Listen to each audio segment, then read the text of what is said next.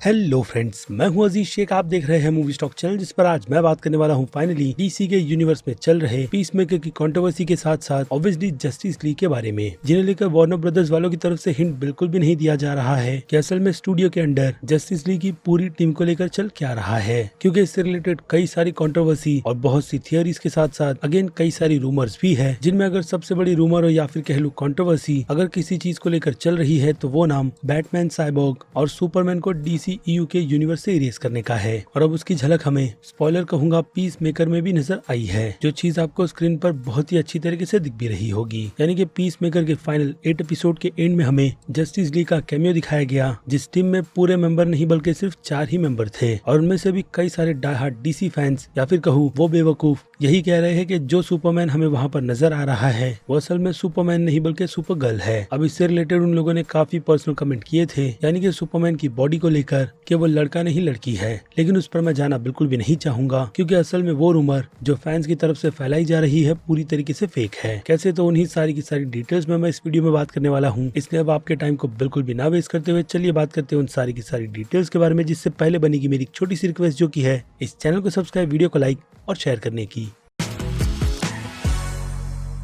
तो फ्रेंड्स, तो सबसे पहले बात करें जेम्स गन की, तो जेम्स गन ने अपने रिसेंट इंटरव्यू में ये बात बिल्कुल साफ साफ क्लियर की है कि पीसमेकर के शो के फिनाले के लिए उनके पास जो आइडिया जस्टिस लीग की टीम को लेकर था वो बस उन्होंने स्क्रिप्ट पर लिखकर वार्नर ब्रदर्स वालों को दे दिया था, जिसके बाद उन्हें अप्रूवल मिलने में ज्यादा टाइम भी नहीं लगा और वार्नर ब्रदर्स वालों ने उनके इस आइडिया को पास करते हुए जस्टिस लीग की टीम की परमिशन उन्हें दे दी, जिसका रिजल्ट हमें शो में देखने के लिए मिला। और बाकी बात रही जेसन मोमोआ और इज़रा मिलर के कैरेक्टर की, तो वो दोनों ही फिलहाल तो अपनी फिल्मों के प्रोडक्शन में बिजी थे जिस वक्त पीसमेकर के शो को भी जेम्स गन डायरेक्ट कर रहे थे। और फिर क्या, उन्होंने ये आइडिया जेसन मोमोआ के साथ में इज़रा को भी सुनाया, जिन्होंने बाद में सेपरेटली अपना कैमियो इस फिल्म के लिए दे दिया, क्योंकि ऐसे बड़े कैमियो के लिए स्टार्स का अच्छा खासा टाइम और पैसे खर्च होते हैं, लेकिन जेम्स गन के पास बजट बहुत कम था, इसलिए हमें सिर्फ और सिर्फ स्क्रीन पर 2 ही एक्टर नजर आए, बाकी वंडर वुमन और सुपरमैन को शैडो में रख दिया गया। यही कंफर्म करते हुए कि डीसी के यूनिवर्स की ये रिसेंट टीम है जिसमें साइबोर्ग और बेन एफ्लेक का बैटमैन पूरी तरीके से मिसिंग था। और फिर क्या, डीसी फैंस का गुस्सा यहाँ पर फूटना शुरू हो गया, लेकिन मुझे लगता है उन्हें थोड़ा शांत रहना चाहिए, वो भी तब तक जब तक फ्लैश फिल्म ऑफिशियली रिलीज नहीं होती, क्योंकि इस फिल्म के बाद ही लोगों को पता चलेगा कि असल में डीसी के यूनिवर्स में सही मायने में चल क्या रहा है, क्योंकि उसके पहले ऐसा कोई भी हिंट मुझे लगता है कि वार्नर ब्रदर्स वाले लीक कर फैंस को किसी भी तरीके की राहत देने के मूड में है। लेकिन जो सबसे बड़ा डाउट था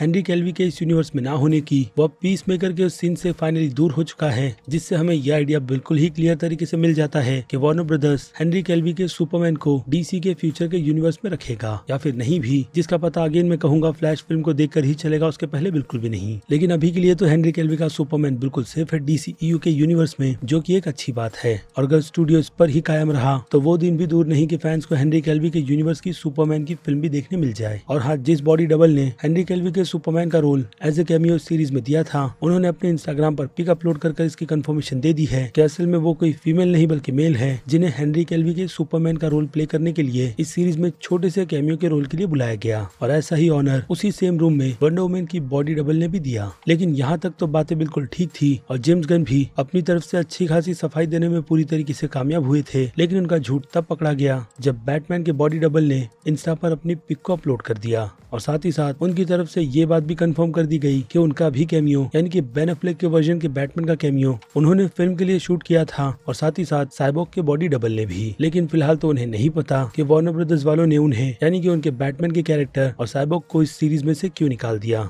जिसमें उनकी तरफ से मेंशन जेम्स गन को भी किया गया है, जो बार बार यही कह रहे थे कि वार्नर ब्रदर्स वालों ने उन्हें जस्टिस लीग की टीम की परमिशन काफी आसानी से दे दी थी। लेकिन अब इससे ये बात साफ हो जाती है कि डिस्कशन डेफिनेटली हुआ होगा, जिस कारण से इस सीरीज में से इन दोनों बड़े कैरेक्टर को निकाल दिया गया। और उस पर भी जेम्स गन की सफाई निकल कर आई थी इस फोटो के अपलोड होने से पहले कि उन्हें उन दोनों कैरेक्टर को शूट करने का मौका इसलिए नहीं मिला क्योंकि वार्नर ब्रदर्स वालों के पास खुद के अपने प्लान है इन दोनों ही कैरेक्टर को लेकर। लेकिन ये पिक फिलहाल तो झूठ नहीं बोल रही, और न ही वो एक्टर यानी कि बॉडी डबल जिन दोनों को ही सेट पर बुलाकर शूट करवाया गया और बाद में एडिटिंग की मदद से उन्हें उस फ्रेम से निकाल भी दिया गया। अब इसमें बैटमैन के रीजन की बात करें तो वो तो डेफिनेटली मल्टीवर्स के चलते ऐसा पॉसिबल माना जा सकता है कि उसके साथ कुछ न कुछ हुआ होगा, इसलिए वार्नर ब्रदर्स वाले बिल्कुल भी नहीं चाहते कि बैटमैन का कैरेक्टर यहाँ पर जस्टिस लीग की टीम के साथ खड़ा हो, क्योंकि माइकल कीटन भी मल्टीवर्स के ही जरिए अब DCEU के यूनिवर्स में आने वाले हैं। बाकी उनके लुक से भी रिलेटेड रिलेटेड अच्छी खासी डिटेल निकल कर आई है, जिस पर मैं आपको एक वीडियो बनाकर दे दूंगा। और बात रही साइबॉर्ग की, तो रे फिशर की कंट्रोवर्सी डायरेक्टली स्टूडियो से काफी ज्यादा है